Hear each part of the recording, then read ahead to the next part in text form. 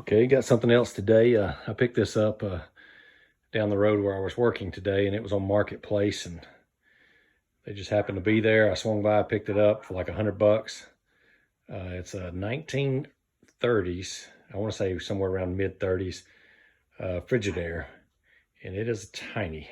I mean, this thing is, I'm sure it was for like probably an apartment or something back in the day. And if you had one of these in the 30s, you was doing okay, I guess. All in all, it's not in that bad a shape. Of course, it's going to need to be painted. The wiring was, let me show you.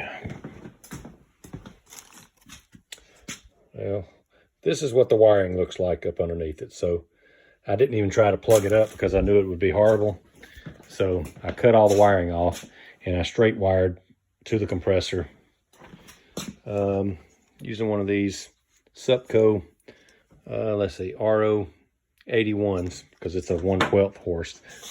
But I mean, the door latch works great. Like I said, it's going to need a door seal. I mean, it's like almost 90 years old, so that's expected. It's probably got one of the tiniest freezers I think I've ever seen. I mean, just to put this into perspective, there's my hand. You got your little control temperature knob, on-off switch, defrost on and off.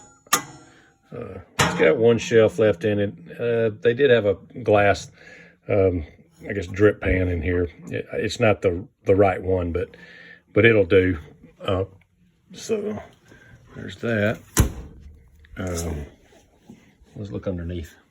Here's the Metermizer compressor. It's pretty old and like I said, but it does run. Hooked the wires up to it. It started right up. It's only had about 5 psi pressure in the system, so it's about almost completely out of refrigerant. It used R114, but you can still get it, but I'm going to use a replacement for it. There's the start relay. I think it's called a YG2 or something relay from Frigidaire. But like I said, it still runs. Of course, it rattles a good bit, but I don't know if that's just because it didn't have any Freon in it or refrigerant in it, and I don't know what the oil level is, so I didn't run it long.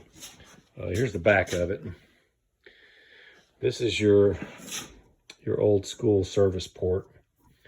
And like I said, I've got that loose to where I can use it.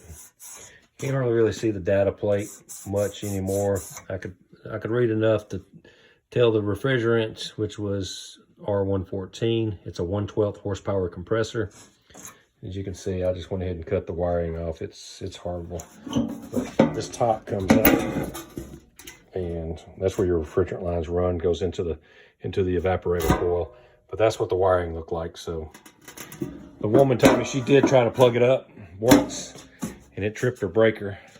But I knew exactly the reason for that. You know, it's because of the wiring. So. But that's what I picked up today. Didn't need it. Don't really have the room for it, but you got to get it while the getting's good. And like I said, once it's done and it's painted with a new door seal on it, all in all, everything's going to look pretty good. The only thing I wish it had that it's missing is, see, it's got this little chrome corner piece right there. Well, it's missing over here, so that'll probably be near impossible to find. But like I said, this right here would be great for someone's, you know, man cave or whatever, because it's so small. I mean, this thing's probably it's less than 4 foot tall. I mean, that's definite. But it'd be perfect size for like your man cave to have some drinks in it or whatever. Your movie room or whatever. It'd be perfect size for it. I actually posted it on a vintage refrigerator group earlier, and some lady that has a early 19, I think 30s or 40s camper, she already wanted to buy it to put in the camper, but I told her as of right now it's not for sale. So I like these little ones. They don't take up much room, unlike, you know, that one and this one. They take up a good bit more room. Of course, you got a lot more fridge.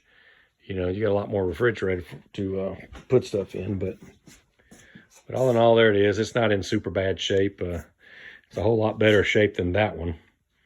But like I said, that's the compressor motor. You should have seen what it looked like before I cleaned it up and painted it and rewired it. So it's going to look good when I get done with it, though. All right, thanks for watching.